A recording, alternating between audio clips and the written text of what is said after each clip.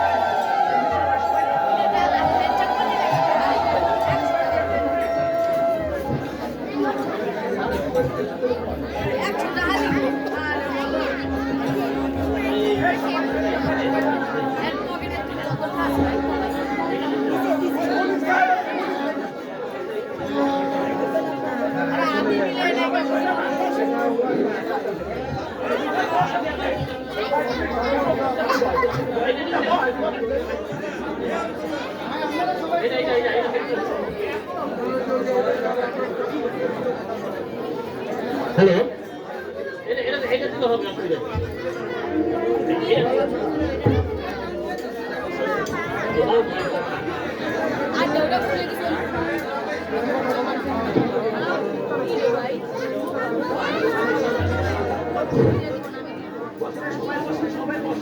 আসলে সবাইকে অভিনন্দন এবং শুভেচ্ছা।